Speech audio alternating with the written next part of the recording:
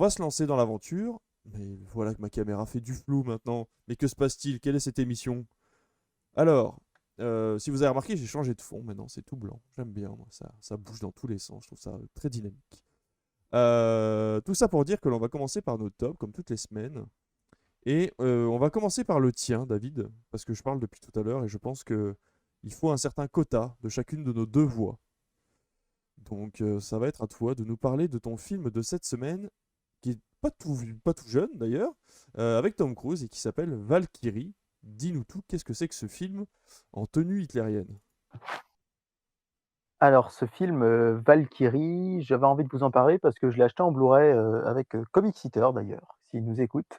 On l'avait, acheté, trouvé en Blu-ray Steelbook il y a quelques années et je l'ai regardé seulement il y a quelques semaines, je dirais il y a 2 3 semaines et en fait, il est actuellement disponible sur Netflix. Donc c'est la raison pour laquelle j'ai envie de vous en parler parce que vous avez la possibilité, de voir ce film. Alors évidemment, j'ouvre une petite parenthèse en disant que je suis enseignant, particulièrement spécialisé en histoire-géographie, donc l'histoire me parle particulièrement et cette histoire de la Seconde Guerre mondiale.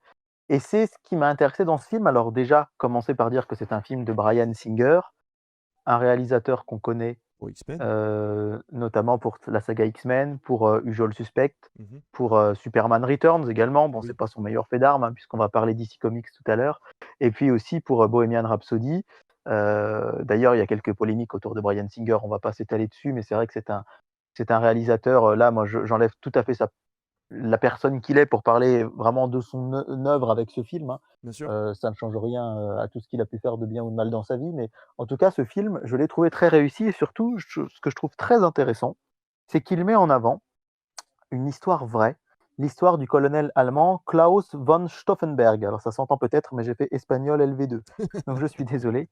Et en fait, ça raconte une histoire vraie et il y en a eu beaucoup et en fait, c'est quelque chose qui aujourd'hui, je suis bien placé pour le savoir, dont on parle, en tout cas avec des collégiens, on en parle peut-être un peu plus au lycée, un peu moins, mais qui raconte l'histoire d'un coup d'État allemand pour tuer Adolf Hitler. Alors évidemment, ce n'est pas vous spoiler le film de vous dire que, ça n'a pas marché puisque c'est une histoire vraie. Vous savez tous qu'Hitler s'est suicidé dans son bunker, fin avril Il 45, donc paraît. il y a pas eu de réussite de cela, mais en tout cas, je trouve très, très intéressant qu'un film montre que tous les Allemands n'étaient pas des nazis convaincus et que tous les Allemands n'étaient pas pour la doctrine d'Hitler. Et notamment le personnage qui est joué par Tom Cruise, qui donc va fomenter cette opération Valkyrie, du nom de la chevauchée pardon, des Valkyries. Vous savez, c'est une œuvre de musique classique de Wagner que Adolf Hitler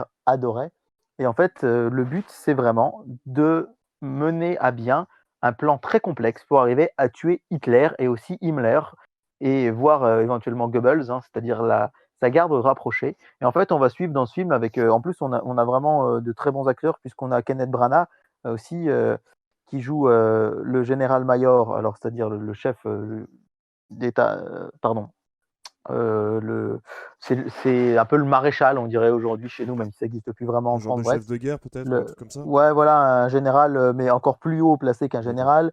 On a, enfin voilà, on a un très beau casting et on a en fait, voilà, tout ce cheminement. C'est filmé par Bryan Singer qui, encore une fois, n'est pas un manchot avec une caméra. Complètement, Il je est suis vraiment d'accord. capable Ouais. de faire de belles choses. Et là, ben voilà, ce que j'apprécie vraiment, c'est qu'on montre que des Allemands se sont soulevés contre Hitler. Il y a eu plusieurs tentatives de meurtre, d'assassinat contre le Führer.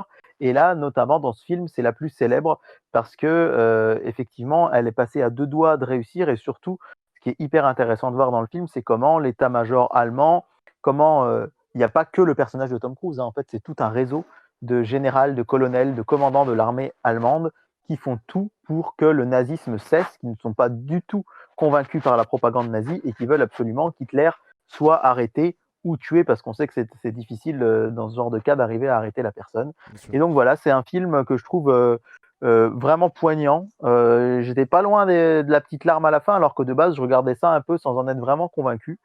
Et en fait, c'est très bien réalisé, c'est très bien interprété, bien que je suis vraiment pas un fan de Tom Cruise, ça je l'ai déjà dit plusieurs fois et je le redis. Mais là, il est très bien dans son rôle. Le film dure 2 heures, il est disponible sur Netflix et je pense que ça peut être l'occasion, pour vous, de le découvrir et d'avoir un œil attentif sur ce fait de l'histoire.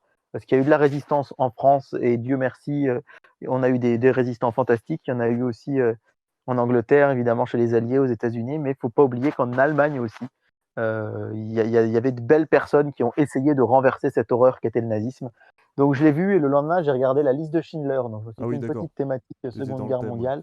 Et voilà. Alors la liste de Schindler, c'est encore une plus grande œuvre, hein, évidemment. Mais là, Valkyrie, j'avais envie de mettre un petit peu le projecteur sur ce film que je trouve vraiment réussi. Est-ce que, bah, je suppose que oui, les acteurs parlent en anglais. Est-ce qu'ils leur ont forcé un accent allemand ou est-ce que non, c'est vraiment, pour le coup, c'est... Alors moi, je l'ai regardé en VF. Tu l'as regardé en VF. Et du coup, ça se passe comment? Je l'ai regardé en VF et non, ils avaient des voix classiques, Ouais. leur voix de doublage classique. Donc je sais pas du tout ce que ça donne en VO par contre. Là, je peux pas te répondre. D'accord, ok. Bon, bah très bien. Bon, non, mais tant qu'ils forcent pas le trait, justement, avec des accents Ah allemands non, un peu non, pas du bizarres. tout, pas du tout. En tout cas, dans la VF. Et encore une fois, ce qui est sympa, c'est qu'il est disponible sur Netflix, donc il y a tout loisir de le découvrir. Ok, ok. Eh ben, très bien. C'est un joli top. Du coup, disponible donc sur Netflix, Valkyrie avec Tom Cruise par Bryan Singer.